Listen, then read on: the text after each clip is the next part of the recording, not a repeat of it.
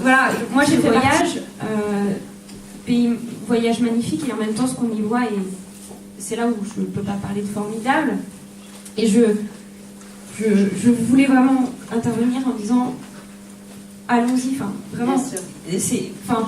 Moi ça fait des années que je suis intéressée par la question palestinienne. Je fais notamment partie des jeunesses communistes. La JC est très active dans la bataille sur la Palestine, a beaucoup participé à la campagne pour la libération de Salah Hamouri, qui d'ailleurs fête son anniversaire aujourd'hui. Et du coup, on a un travail. Donc forcément, en tant que JC, j'ai été sensibilisée à cette cause. J'ai participé aux manifestations, aux initiatives. Enfin, j'y étais très sensible. Mais rien à voir que... le voyage a été un moment très fort et a du coup changé quelque chose dans mon militantisme sur la question palestinienne et dans la vision que j'en ai de ce conflit. Je ne sais pas si j'ai appris des choses nouvelles, mais en tout cas, je les ai concrétisées. Et y compris quand je parle aux gens aujourd'hui, et surtout aux jeunes, je parle de quelque chose que j'ai vu, que j'ai vécu. Et c'est beaucoup plus fort. Et donc moi, le conseil que je pourrais donner à nous tous dans la salle, je m'implique dedans parce que je pense qu'il faut aussi que j'y retourne, parce qu'en 10 jours, on n'a pas le temps de tout voir. C'est vraiment qu'on y aille. Que chacun, selon nos possibilités, on puisse s'y rendre. C'est bouleversant. On peut lire tout ce qu'on veut. On peut regarder tous les films qu'on veut. C'est inimaginable. Et vraiment... et nous on avait un voyage, on avait un programme, et je pense que les autres pourront revenir dessus. On avait un programme défini, etc. On a eu pour moi, deux événements importants qui se sont rajoutés. Le premier, ça a été une maison, comme ça en arrive tous les jours, même plusieurs fois par jour, une maison de 3 étages qui accueillait 3 familles, si je ne me trompe pas, qui a été démolie en moins d'1 heure, à 5h du matin. Ils leur ont laissé à peine, les soldats, leur ont laissé à peine une demi-heure pour ramasser leurs affaires. Et donc nous, on s'est rendu sur le lieu du crime. Et c'est un des cahiers qu'on a débrayé des restes de la maison.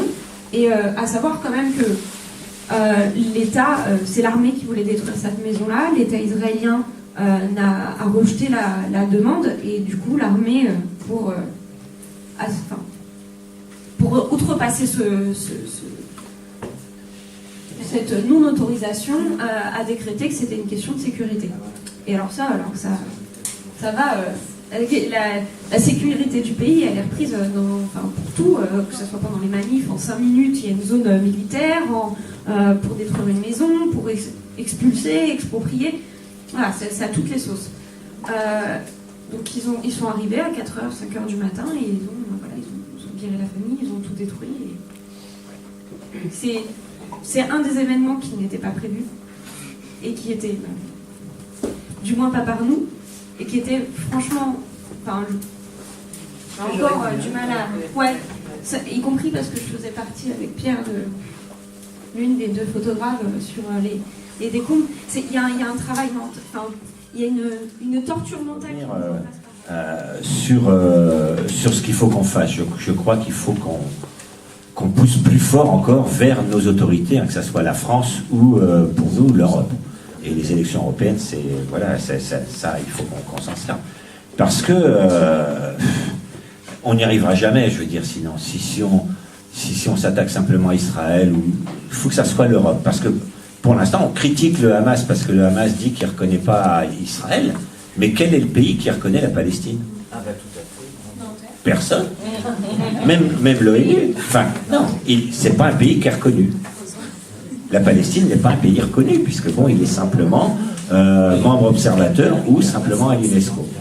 En attendant, donc, moi je dis qu'il faut qu'on pousse plus notre bagarre, il faut qu'elle soit faite dans cette direction-là, vers nos élus au niveau de l'Europe, parce que sinon on n'y arrivera pas. Il faut qu'ils prennent position.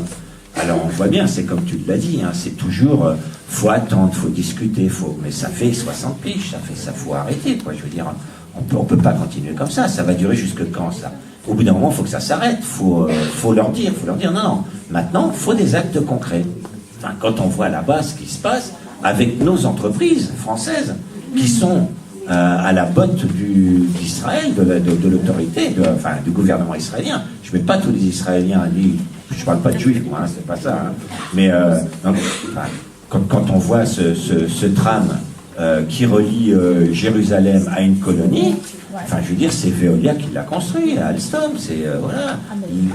Orange est sur les rangs aussi. Enfin bon, c'est pas possible que d'un côté on dise, parce que bon, je reprends quand même Chirac. Chirac, quand on parle de Chirac aux Palestiniens, c'est un héros, quoi.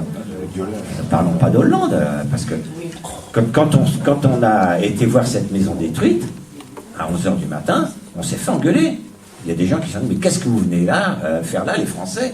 Vous avez voté pour Hollande, qui lui est derrière les gens qui ont détruit cette maison. Donc c'était... ça nous a foutu des très clairement que ce que l'on fait subir au peuple palestinien touche à l'innommable. Et pourquoi ça passe comme ça? Parce qu'il s'agit d'Israël de l'autre côté. S'il ne s'agissait pas d'Israël, il y a très probablement fort longtemps que cette question aurait fait un scandale mondial et on n'en serait pas là. Sauf qu'Israël, évidemment, est un allié stratégique fondamental des États-Unis et de l'Europe, et en même temps avec des arguments historiques et idéologiques que ce pays instrumentalise pour perpétuer, comment dire, une impunité politique et judiciaire, je dirais même, parce qu'on devrait aller jusque-là, qui perdure. Donc nous avons un problème. C'est que, au fond, comment trouver les moyens politiques pour faire en sorte que ce qui a été dit là, maintenant, ce soir, change. C'est-à-dire que, comment faire que les autorités françaises, européennes et voire au-delà se mobilisent davantage. Bon, il y a peut-être sur d'autres continents, par exemple en Amérique latine ou en Asie, où les choses pourraient bouger, mais c'est tellement loin que parfois vous parlez à des forces politiques dans ces continents-là, et pour eux c'est trop loin. Quoi. Vous voyez, il n'y a pas la même sensibilisation qu'on a en France, en Europe, en Méditerranée, forcément. Donc nous nous sentons une responsabilité. Moi je pense qu'il ne faut rien lâcher, rien, en permanence. Par exemple, nous lançons une campagne pour la libération des prisonniers politiques de Marwan Barghouti. Il faut en faire aussi une thématique politique, c'est-à-dire qu'il faut, dans le cheminement politique qu'on fait, expliquer pourquoi Marwan, tu l'as dit, hein, parce qu'on souhaite qu'il ait un grand avenir politique en Palestine. Pourquoi tous les prisonniers? Parce que c'est une question sensible de justice. Et pourquoi cette question-là? Parce qu'elle fait partie des grands dossiers qui doivent être réglés pour la création de l'État palestinien. On ne créera pas un État palestinien tant qu'il y aura plusieurs milliers de prisonniers palestiniens.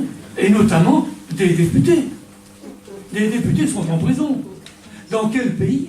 Pour quel pays? Il y a une grande force de résistance, une volonté de vivre et de... malgré toutes les difficultés de vivre et d'aller de l'avant, et en même temps, évidemment, énormément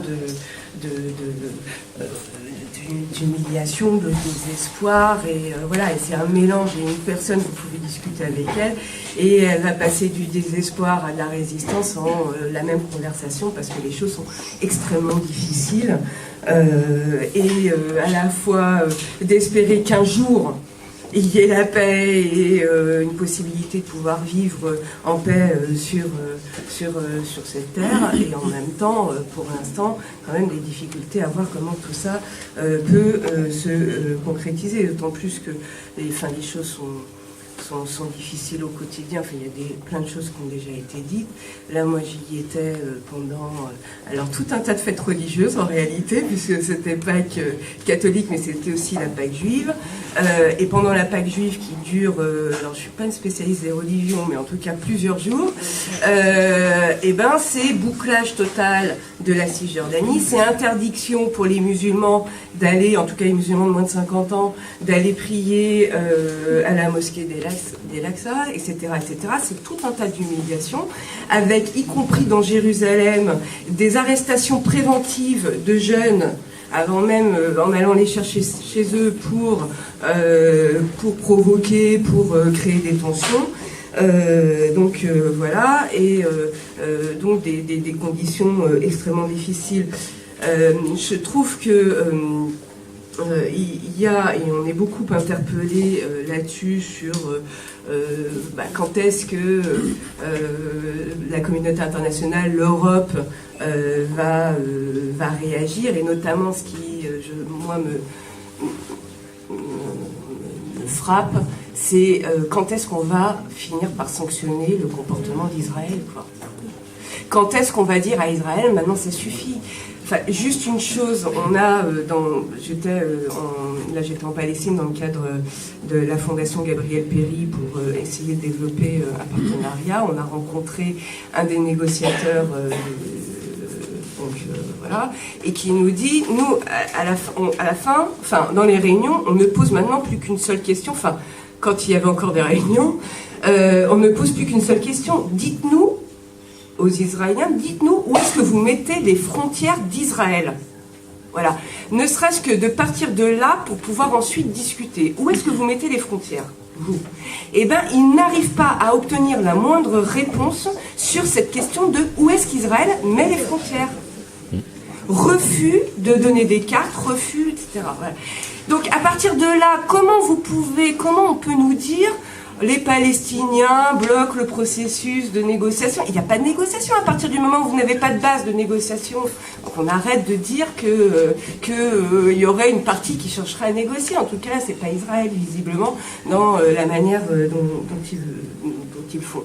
Donc voilà. La dernière chose que je veux dire, et là encore, bon, il y a toutes les réactions qu'on peut avoir sur le boycott des produits des colonies, etc. Mais là où je pense qu'on pourrait avoir une réaction très forte, c'est par rapport aux prisonniers.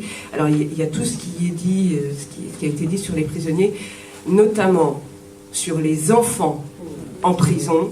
Ça, il y a des choses à dénoncer. Combien d'enfants en dessous de 18 ans qui sont en prison, qui sont torturés? Et c'est aussi l'autre réaction inadmissible, l'autre chose inadmissible, c'est les rétentions administratives quasiment à perpétuité, où des gens sont emprisonnés pendant 6 mois renouvelables, voilà, sans savoir les raisons de l'arrestation, sans avoir le moindre jugement. Voilà.